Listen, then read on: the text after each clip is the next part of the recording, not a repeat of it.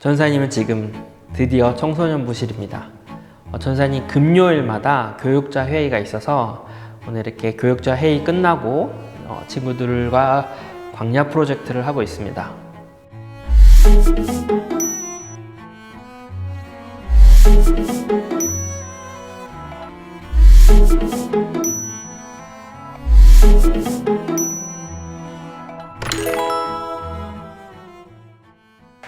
지금 광야 프로젝트를 고정적으로 인증해주는 친구들이 있죠. 우리 지혜, 대훈이, 다현이. 여기에 한 명이 더 합세했습니다. 진서까지 합세를 했어요. 진서가 톡이었는데 매일 하고 있지만 인증은 처음이다. 앞으로 인증을 계속 하겠다 라고 메시지를 보내줘서 여러분 그 캘린더가 없더라도 그냥 여러분들이 가지고 있는 탁상 달력이나 그런 것들을 통해서 그냥 여러분의 방법대로 인증해서 전사님한테 보내주면 좋을 것 같고요. 선생님한테도 보내주시면 선생님들이 전사님한테 보내주거든요. 그래서 여러분은 하고 있다는 거를 좀 알려주세요. 그래서 우리 공동체에 있는 모든 친구들이 참여하는 그날까지 광야 프로젝트는 계속됩니다.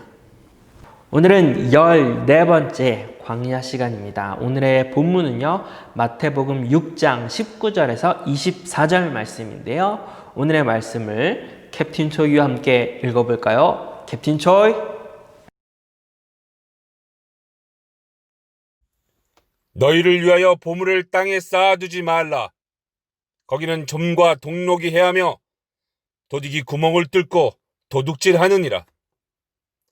오직 너희를 위하여 보물을 하늘에 쌓아두라. 거기는 좀이나 동록이 해하지 못하며 도둑이 구멍을 뚫지도 못하고 도둑질도 못하느니라. 내 보물이 있는 그곳에는 내 마음도 있느니라. 눈은 몸의 등불이니 그러므로 내 눈이 성하면 온몸이 밝을 것이요 눈이 나쁘면 온몸이 어두울 것이니 그러므로 내게 있는 빛이 어두우면 그 어둠이 얼마나 더하겠느냐. 한 사람이 두 주인을 섬기지 못할 것이니 혹 이를 미워하고 저를 사랑하거나 혹 이를 중히 여기고 저를 경히 여김이라. 너희가 하나님과 재물을 겸하여 섬기지 못하느니라. 계속해서 마태복음 6장 산상수훈에 대해서 말씀을 나누고 있습니다. 어제 우리가 살펴본 본문은 종교적인 외식주의를 경고하는 말씀이었다면 오늘 말씀은 세속적인 물질관에 대해서 경고하면서 재물의 올바른 사용 방법에 대해서 말씀하고 있습니다. 여기서 중요한 것은 예수님은 재물 자체가 악한 것은 아니지만 당시에 유대인들이 갖고 있었던 재물관에는 동조하지 않으셨어요. 다시 말해서 당시 유대인들은 물질에 대한 잘못된 개념을 갖고 있었습니다. 유대인들은 물질의 풍요를 하나님의 축복이라고 생각했어요. 그래서 재물을 축적하는 일에 온갖 관심을 다 쏟았습니다. 그러나 예수님은 오히려 재물을 축적하는 것보다 올바른 사용을 하라고 오늘 본문에서 말씀하고 있습니다. 재물 그 자체가 목적이기보다 적절한 사용을 통해서 하나님의 뜻을 행하고 이웃의 유익을 위하는 수단으로 돈을 사용하라고 말씀하고 계시는 것이죠. 그러므로 우리도 우리에게 주신 재물이 하나님께서 우리에게 맡겨주셨다. 이 재물이 내 것이 아니다. 이 주인이 하나님이다라는 고백을 하면서 내게 주어진 재물을 청지기적인 삶을 가지고 올바르게 사용해야 되는 것이죠. 먼저 19절을 보겠습니다. 19절에 너희를 위하여 보물을 땅에 쌓아두지 말라라고 말씀하셨습니다. 여기서 보물은 물질적인 것이 될 수도 있고요. 그리고 또 우리의 자원이죠. 돈, 시간. 이것이 바로 우리의 보물입니다. 우리가 돈을 많이 버는 것에 대해서 주님이 금지하고 있지는 않으세요. 다만 써야 할 곳에 쓰지 않고 재물 자체가 목적이 되어서 쌓아두는 일을 금지하고 계시는 것입니다. 이것은 정말 중요한 개념인데요.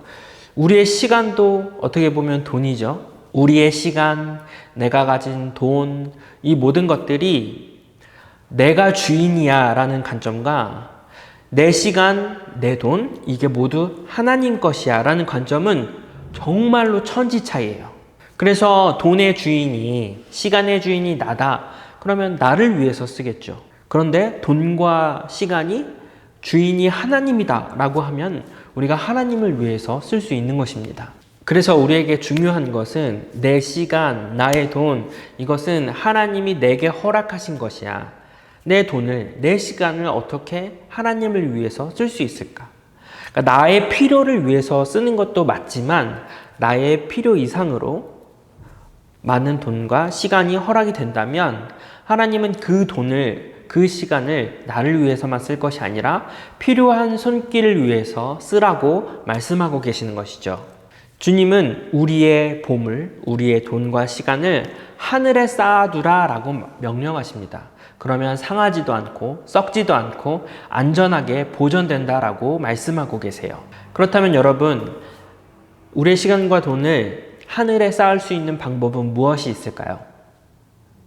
주님은 그것이 구제라고 말씀하고 계십니다. 이웃을 돕는데 사용하라고 말씀하세요. 우리 주위를 둘러보면 우리의 도움이 필요한 손길이 있거든요. 구제에 힘쓰고 또 가난한 자들을 향해 나눠주기를 힘쓰는 것이 바로 하늘에 보물을 쌓아두는 방법입니다. 주님은 하늘에 쌓아두는 보물은 허망하지 않다라고 말씀하고 계세요.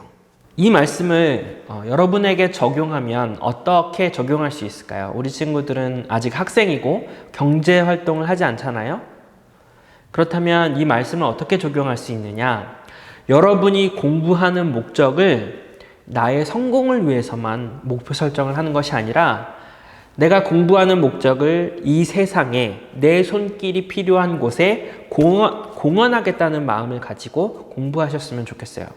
다른 사람에게 긍정적인 에너지와 건강한 영향력을 끼치는 사람으로 성장할 수 있도록 지금부터 노력했으면 좋겠습니다.